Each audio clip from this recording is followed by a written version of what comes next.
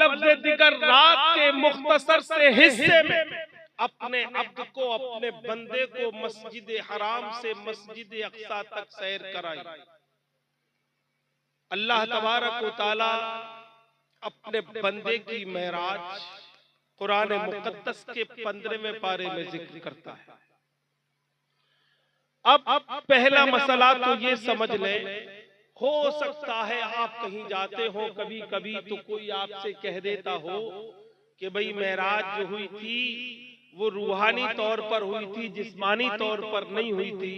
तो एक बात ये समझ लीजिए कि नबी पाक अलैहिस्सलाम को जो मेराज हुई थी वो जिस्मो जिस्मानियत के साथ हुई थी। ठीक है, बात समझ में आई? कुरान का लफ्ज है बेअब्दिही। अब्द मानी, अब्द का मतलब होता है अल जसद मअर रूह, जिस्म भी हो और जिस्म में रूह भी हो, उसको अब्द कहते हैं। ठीक है, तो नबी पाक अलैहिस्सलाम की मेराज लफ्ज अब्द से जो जिक्र की गई है, इसका मतलब ये है अल्लाह ताला ने अपने रसूल का नाम नहीं लिया, रसूल या नबी नहीं कहा, बल्कि बेअब्दिही कहकर ये बात साफ कर दी कि अल्लाह ताला ने अपने हबीब को जो मेराज अता फरमाई थी वो जिस्मो जिस्मानियत के साथ मेराज अता फरमाई। अब मेराज क्यों अता फरमाई, इस पर गौर व फिक्र कीजिए। मेराज हुई क्यों? आप कभी किसी काम के लिए जाए या अपने खेत में जाएं या बाग में जाएं, दिन भर मेहनत करें आप और कुछ सिला नजर नहीं आए तो थोड़ा सा असर जरूर आपके दिल पर गुजरेगा। हमारे नबी ने सुबह से शाम तक लोगों को समझाया कि अपने सरों को गैरुल्लाह के सामने मत झुकाओ, उसकी बारगाह में सजदा करो जिसने तुम्हें जिंदगी दी है, जो मौत का मालिक है, जो रिस्क देता है, जो सांसें देता है, जिसने आपकी आंखों में बीनाई दी है, बोलने की ताकत दी है, सुनने की ताकत दी है, उस रब की बारगाह में सजदा करो। अल्लाह तबारक व तआला के पैगामात सुनाते रहे, दिन गुजर गया, किसी ने कलमा नहीं पढ़ा। आका अलैहिस्सलाम उस आलम में जो वापस आए तो उनकी महरूमी की वजह से जिन्हें कलमा नसीब नहीं हुआ था, आका अलैहिस्सलाम के दिल पर कुछ असरात मुरत्तब हो गए। आप अपने घर नहीं गए, हजरत उम्मे हानी के घर चले गए और वहां चादर ली और उसके बाद सो गए। यहां मेरी माँ और बहनें तशरीफ फरमा है, हजरत उम्मे हानी की मोहब्बत को देखो कि नबी पाक अलैहिस्सलातु वस्सलाम जिस कमरे में लेटे थे, जिस हुजरे में लेटे हुए थे, हजरत उम्मे हानी उस कमरे के चारों तरफ चक्कर लगा रही थी, जाग कर चक्कर लगा रही थी कि कहीं ऐसा ना हो कि नबी को कोई नुकसान पहुंचा दे, कोई नुकसान पहुंचा दे। इधर नबी की ये हालत हुई थी, जो असरात मुरत्तब हुए, आका अलैहिस्सलाम जो सोए थे, अल्लाह तबारक व तआला उसे फरहत में बदलना चाहता। उसने हजरत जिब्रील अलैहिस्सलाम को बुलाया और कहा कि जिब्रील इधर आओ, मीकाईल अलैहिस्सलाम को बुलाया, इसराफील अलैहिस्सलाम को बुलाया, इज़राइल अलैहिस्सलाम को बुलाया। ये चारों बड़े फरिश्तों को जमा किया, फिर कहा कि तुम अपने साथ भी 70 हजार फरिश्ते ले लो। 70 हजार फरिश्ते, चार बड़े फरिश्तों के साथ। अब हुक्म क्या है कि मेरे महबूब की बारगाह में चले जाओ, मेरे महबूब की बारगाह में चले जाओ, उसको आज आसमानों की सैर करा दो, जन्नत की सैर करा दो, मेरे कुर्ब में ले आओ, लामक्का तक पहुंचा दो।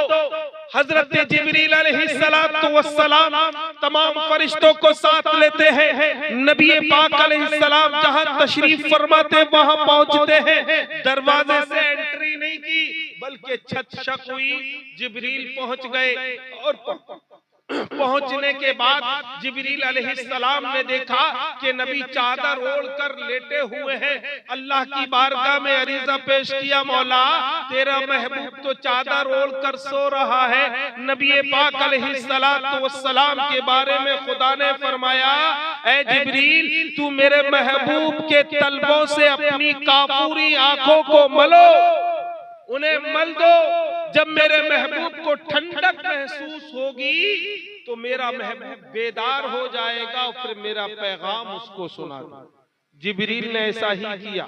आका अलैहिस्सलाम बेदार हो गए, खुदा का पैगाम सुनाया। नबी ने वुजू बनाया, अमामा बांधा और जो बुराक सवारी भेजी थी उस पर बैठ गए। आप उम्मे हानी के घर से खाने काबा तशरीफ ले गए, वहां से बैतुल मुकद्दस तशरीफ ले गए। जिस सवारी पर नबी बैठे थे उसका नाम बुराक था। सवारी आप भी करते हैं, आप मुख्तलिफ चीजों पर सवारी करते हैं, लेकिन हर चीज की जो स्पीड होती है वो एक लिमिटेशन में होती है, उसकी लिमिट होती है। लेकिन हमारे नबी अलैहिस्सलाम जिस सवारी पर बैठकर तशरीफ ले जा रहे थे, जिसको बुराक का नाम दिया गया है, उस बुराक की स्पीड का ये आलम था, जितनी हमारी निगाह चलती है उससे भी ज्यादा तेज नबी की सवारी चला करती। आका अलैहिस्सलाम बैतुल मुकद्दस पहुंचे। बैतुल मुकद्दस पहुंचे तो वहां एक दो नबी नहीं, हजरत आदम अलैहिस्सलाम भी है, हजरत नूह अलैहिस्सलाम भी है, शीस अलैहिस्सलाम भी है, हजरत इब्राहिम खलीलुल्लाह भी है, इस्माइल ज़बीउल्लाह भी है, ईसा अलैहिस्सलाम तक जितने भी अंबिया इकराम आए हैं, रसूलाने इज़ाम आए हैं, तमाम के तमाम वहां मौजूद है। 1,24,989 या 2,24,989 अंबिया इकराम सफ बांध के बैतुल मुकद्दस में तशरीफ फरमा है। हमारे नबी जब पहुंचे तो आका अलैहिस्सलाम का इंतजार हो रहा था कि तशरीफ लाए और नमाज पढ़ाएं। हमारे नबी मुसल्ले पर पहुंचते हैं और नमाज पढ़ाते हैं। हमारे और आपके नबी जिनकी मोहब्बतों में आपने इस प्रोग्राम का एहतमाम किया है, जिनके जिक्र को सुनने के लिए आप हजरात ने अपनी नींदें कुर्बान की है, अपने आराम को छोड़ा है, वो नबी मुसल्ले पर पहुंचते हैं और नियत बांधते हैं। आप इमाम हैं, बाकी तमाम नबी जो है मुक्तदी है। हमारे नबी ने इमामत फरमाई थी, तमाम नबियों को नमाज पढ़ाई थी, इसलिए हम अपने नबी को क्या कहते हैं? इमामुल अंबिया कहते हैं। क्या कहते हैं? जोर से बोलिए और जोर से। इमामुल अंबिया का मतलब होता है नबियों के इमाम। हमारे नबी पाक अलैहिस्सलाम नमाज पढ़ाते हैं, फरागत होती है, नमाज से फारिग होते हैं और उसके बाद आसमानी सफर शुरू होता है।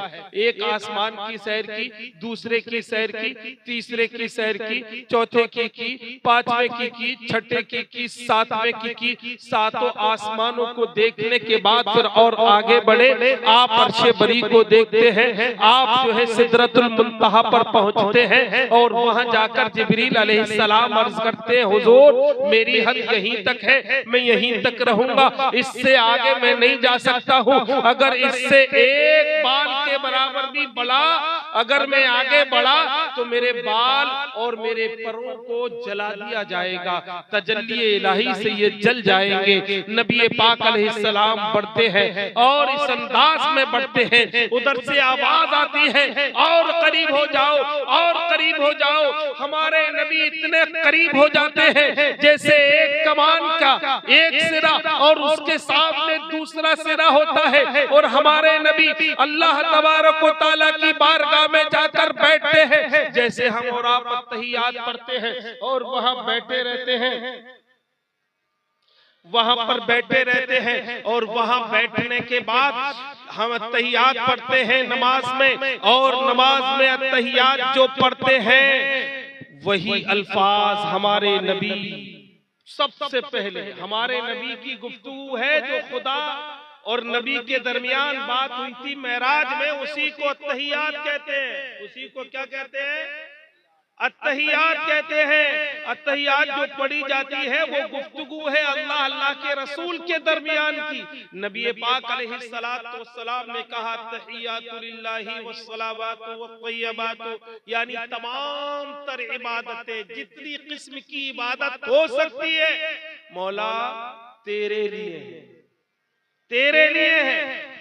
अस्सलामु अलैका अय्युहन नबी, खुदा फरमाता है नबी तुम पर सलामती हो।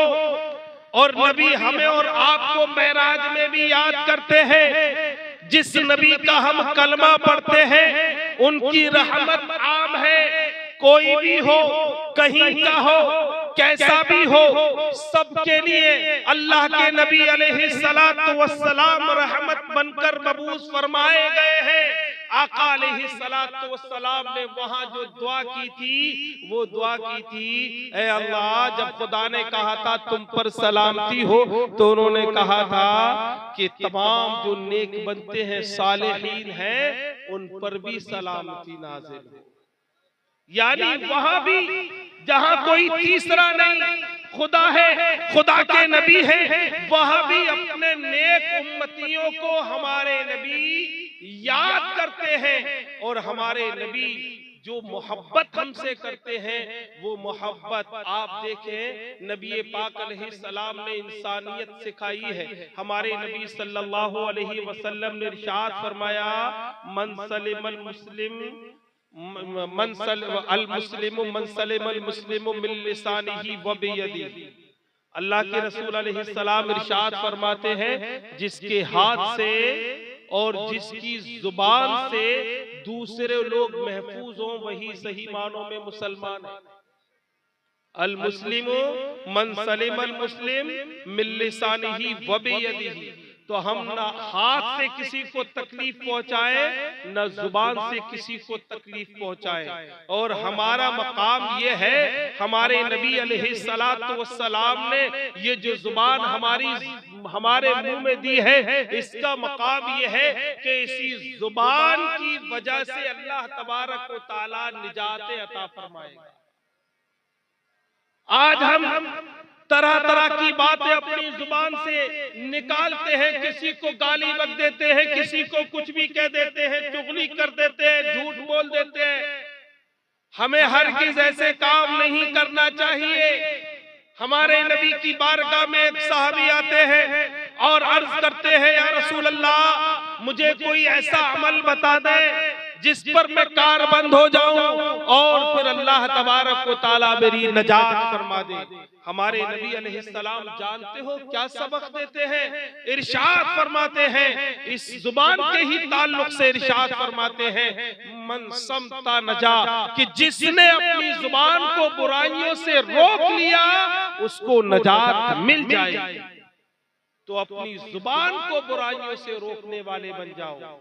आप अपने हाथ से किसी को तकलीफ, अपनी ताकत से किसी को तकलीफ न दो, अपनी जुबान से किसी को तकलीफ न दो। हमारे नबी अलैहिस्सलातु वस्सलाम के दामाद भी हैं और एक रिश्ते के भाई भी हैं, हजरत हसनैन करीमैन, जिनका हम मुहर्रम के दिनों में जो है प्रोग्राम भी करते हैं, उनके नाम की फातिहा लगाते हैं, इमाम हसन और हुसैन की। उनके वालिद मोहतरम हजरत अली मुर्तदा वो इरशाद फरमाते हैं जराहतुस सिनान लहल तियामु वला यल्तामु मा जुरिहल लिसान, के नेज़े और भाले के दिए हुए जख्म तो भर जाते हैं लेकिन जुबान से जो जख्म दिया जाता है वो कभी भरता नहीं है। इसलिए किसी को अपनी जुबान से कुछ मत कहा करो, गलत लफ्ज मत निकाला करो। हमारी माए बहनें कभी कभी ऐसा होता है बगैर सोचे समझे बोल देती हैं।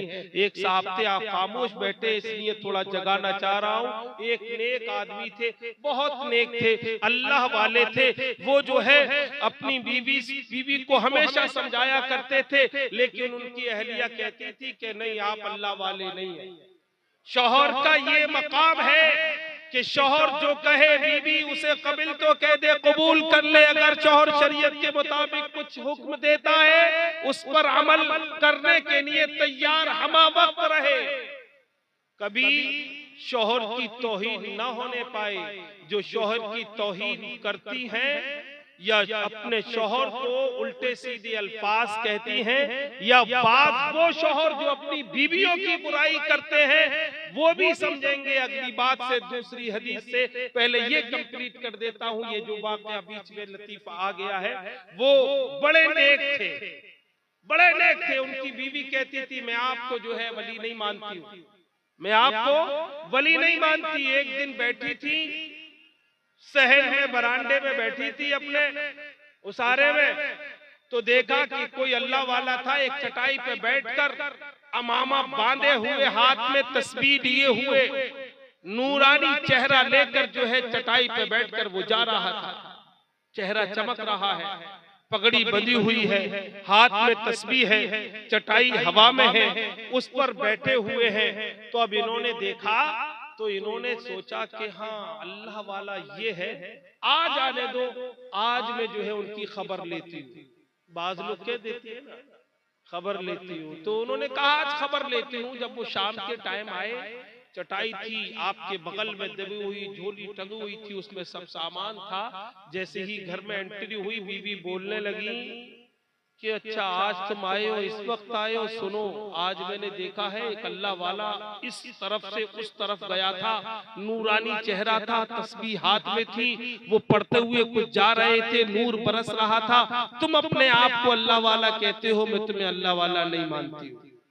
तो उन्होंने कहा अच्छा पहचान लोगी, पहचान लोगी? तो कहाँ पहचान लूंगी, कि क्या पहचानती हो? कि जो कपड़े पहने थे मैं जानती हूँ। तो उन्होंने अपनी झोली से कपड़ा निकाल कर दिया कि यही था, कि हाँ कलर तो यही था।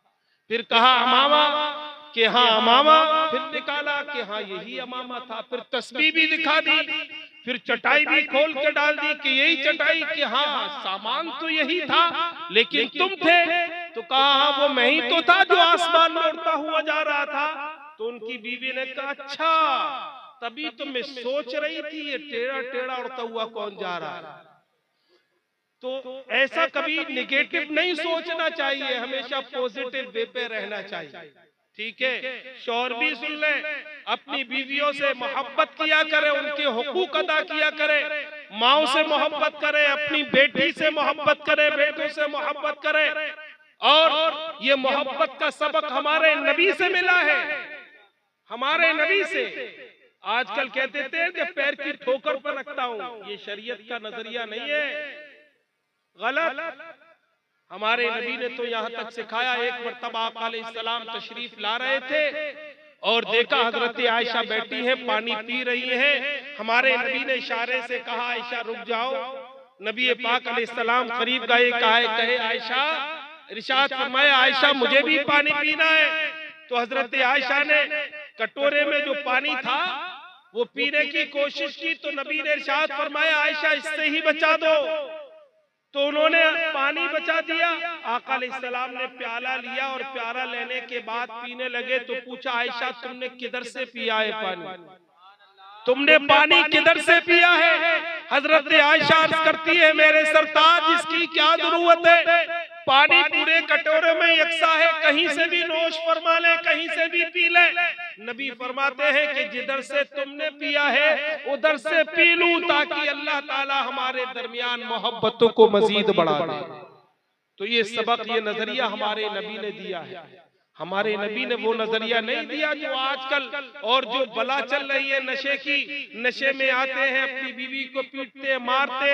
मोमिनो नशे से खुद भी दूर रहो, अपनी औलादों को दूर रखो।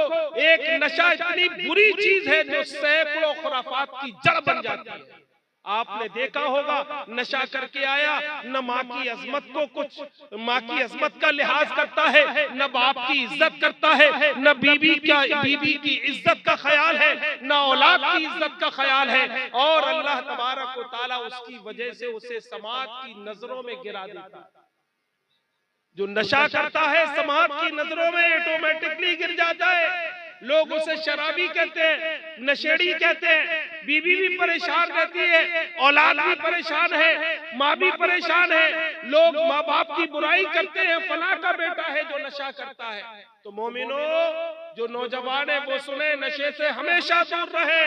और जो औलाद वाले हैं वो अपनी औलाद की कुल्ली तौर पर हिफाजत करें। मोमिनो, हमारे नबी अल्लाह तबारक व तआला से गुफ्तगू करते हैं, गुफ्तगू होती रही। उस गुफ्तगू के बाद आका अलैहिस्सलाम जब तशरीफ ला रहे थे तो तोहफा मिला था एक नमाज का। कितने वक्त की नमाज मिली थी? 50 वक्त की। और जब लौट कर आए, हजरत मूसा अलैहिस्सलाम से मुलाकात हुई तो उन्होंने कहा कि ये ज्यादा है, कुछ कम करा लो। 1-2 बार नहीं, 9 बार, 5-5 करके कम हुई। आखिरी मर्तबा में हमारे नबी से अल्लाह ताला ने इरशाद फरमाया, या रसूलल्लाह मोहम्मद सल्लल्लाहु अलैहि वसल्लम, अगर आपकी उम्मत ये 5 वक्त की नमाज पाबंदी से अदा करेगी तो हमारे रहमत के खजाने में कोई कमी नहीं है, हम उन्हें 50 वक्त का सवाब अता फरमाएंगे। तो 5 वक्त की नमाज अदा करने की आदत डालो। आजकल जो प्रॉब्लम्स है, परेशानियां है ना हमारी नजरों के सामने, वो क्या क्या है? पहली चीज तो ये है कि खूबसूरती खत्म होती चली जा रही है, चेहरे से नूर खत्म होते चले जा रहे हैं, चेहरे से नूर खत्म होता है। आप शादी ब्याह के मौके पर देखो, इलाके की दुकानों की क्रीम के जितनी पैकेट होते हैं ना, सब खत्म हो जाते हैं। क्यों? कि हम अच्छे लगे। तो पहली चीज ये है कि चेहरे से नूर खत्म। दूसरी चीज क्या है कि हम बहुत मेहनत करते हैं। पहले तो काम कम करते, कम कमाते थे, लेकिन हमारे घर में बरकत रहा करती थी। लेकिन आज हम खूब कमाते भी हैं, फिर भी बरकतें नहीं। तीसरी चीज ये, पहले बीमार नहीं पड़ते थे, अब बहुत बीमार पड़ रहे हैं, ताकतवर भी नहीं है। चौथी चीज ये कि औलाद तो है लेकिन वो वफादारी नहीं करती है, बड़ी होती है अपनी चलाती है, कभी इज्जत के लिए खतरा बनती है तो कभी कुछ तो कभी कुछ, यानी औलाद हमारे कहने में नहीं। पांचवी चीज क्या है जो परेशानी की है कि बहुत से लोगों को नींद नहीं आती है, नींद में आराम नहीं मिलता है, रात भर सोते हैं, फजर की अजान भी हो जाती है, नमाज भी होती है, जब सूरज निकलता है तो आंखें खुलती है, क्योंकि उन्हें अपनी नींद में आराम नहीं मिलता। अब ये बताओ, इन पांचों चीजों का इलाज चाहते हो? हदीस रसूल से इन पांचों का इलाज, अगर इलाज चाहते हो तो हाथ उठाकर बोलो सुभान अल्लाह। सुनाओ, नबी पाक अलैहिस्सलातु वस्सलाम ने इरशाद फरमाया, मन तरका सलातल फज्र फलैसा फी वजहिही नूर वमन तरका सलातल ज़ुहर फलैसा फी रिज़्क़िही बरका वमन तरका सलातल अस्र फलैसा फी जिस्मिही क़ुव्वा वमन तरका सलातल मग़रिबी फलैसा फी औलादिही समरा वमन तरका सलातल इशाई फलैसा फी नौमिही राहा। नबी इरशाद फरमाते हैं, कौन नबी?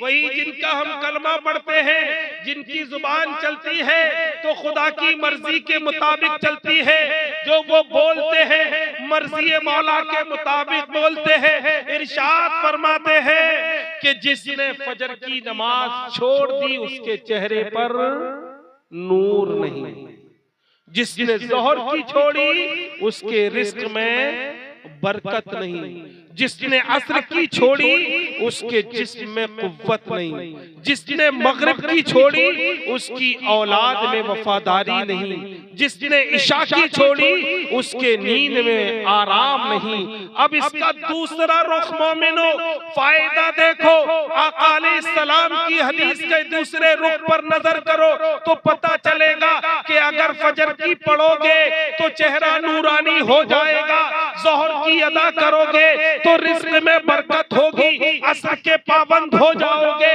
तो आपके जिस्म ताकतवर हो जाएंगे, मगरिब के नमाजी बन जाओगे, तुम्हारी औलाद वफादार हो जाएगी, इशा की पाबंदी करोगे, कम वक्त भी सोओगे, नींद में आराम मिलेगा। और सोने पर सुहागा ये है, हमारे नबी ने इरशाद फरमाया है कि जो इशा की नमाज पढ़कर सोता है फिर फजर की नमाज भी पढ़ लेता है, रात भर सोए रहने के बावजूद उसको पूरी रात नफली नमाज पढ़ने की इबादत का सवाब मिलता है। तो इस पर अमल करेंगे ना इंशाअल्लाह तबारक व तआला। देखिए हुजूर सैयदी सरकार सैयद मोहम्मद अमान मियां साहब क़िबला मद्दज़ल्लहुल आली व नूरानी कायदे मिल्लत है। ये हम जो है अपने आप को बहुत कुछ समझा करते थे, लेकिन हजरत की शख्सियत से जब सही मानों में मुतारफ हुए तो पता चला कि हजरत का कोई हजरत का कोई मुकाबला और कोई जवाब है ही नहीं। आप देखें, आपके गांव में कहां से आना पड़ा है, कानपुर से सफर, अलीगढ़ आए और कानपुर गए भी थे, वो भी सफर, उससे पहले के सफर थे। सिर्फ इसलिए, मैं सही बताऊं, आज मेरे पैर में चोट लगी थी, मैंने हाफिज आसिफ साहब से कहा था, हजरत को तो नहीं बताया था, लेकिन आसिफ साहब से कहा था मेरी पैर में चोट लग गई है, तो आसिफ साहब ने गालिबन आप लोगों को बताया। हजरत इतनी दूर का सफर करके आए थे, मैंने खुद हजरत से कहा था हजरत कुछ आराम फरमा लें, बड़ा लंबा सफर है। हजरत ने फरमाया अगर आराम कर लेंगे बहुत ताखीर हो जाएगी, और आपकी मोहब्बतों में देखें, हजरत ने ये नहीं देखा कि मुझे आराम करना है, सब कुछ कुर्बान करके आपके गांव में हजरत तशरीफ लाए।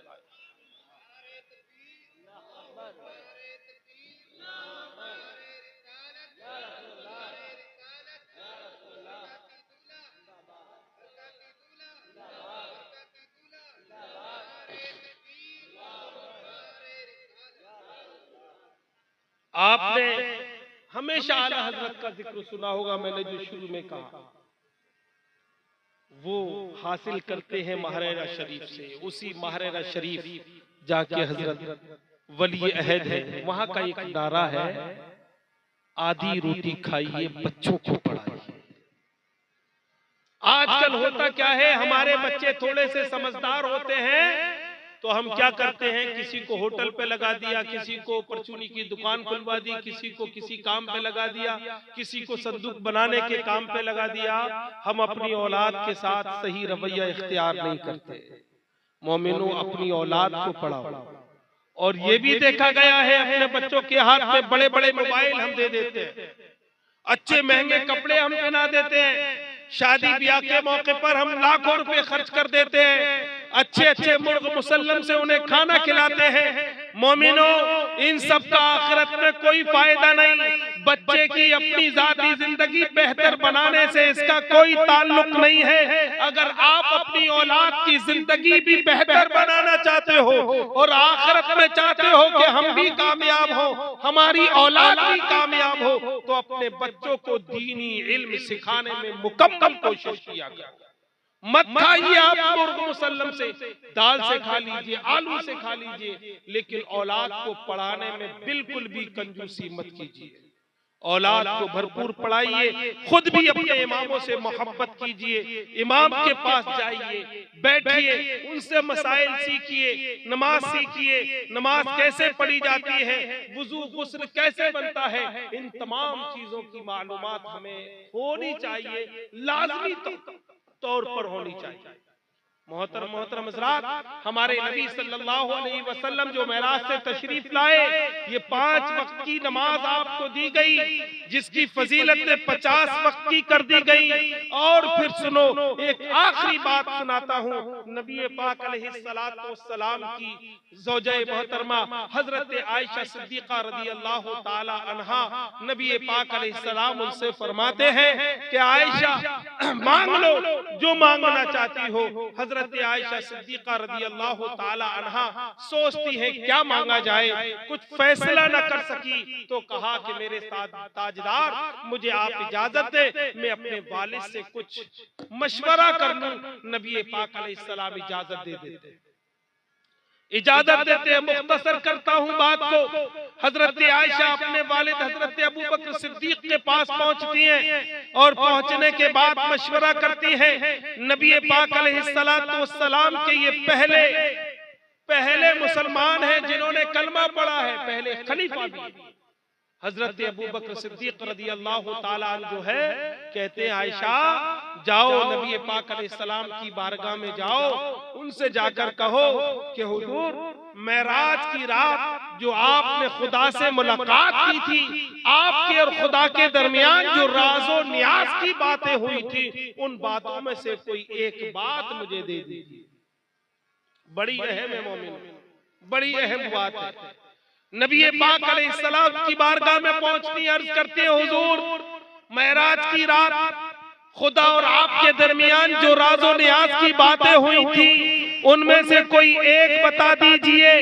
नबी पाक अलैहिस्सलाम मुस्कुराते हैं और इरशाद फरमाते हैं कि सुनो, अल्लाह तबारक व तआला ने इरशाद फरमाया है कि जो टूटे हुए दो दिलों को जोड़ देगा, यानी ऐसे दो लोग जिनके दरमियान इख्तिलाफ हो, लड़ाई हो गई हो, झगड़ा हो गया हो, अनबन हो गई हो, किसी बुनियाद पर उनकी बोलचाल बंद हो गई हो, उनके दरमियान बनती न हो, ऐसे दो लोगों के दरमियान कोई तीसरा ऐसा शख्स है जो उनके दरमियान मोहब्बतें कायम कर दे, उनके दरमियान झगड़ा खत्म करके मुत्तहिद कर दे, उनके दरमियान लड़ाई खत्म करके उनके दरमियान भाईचारगी पैदा कर दे। तो इरशाद फरमाया हमारे नबी ने कि खुदा ने इरशाद फरमाया है कि जो दो लोगों के दरमियान के इख्तिलाफ को खत्म कर देगा, अल्लाह तबारक व तआला उसे बगैर हिसाब व किताब के जन्नत अता फरमा देगा।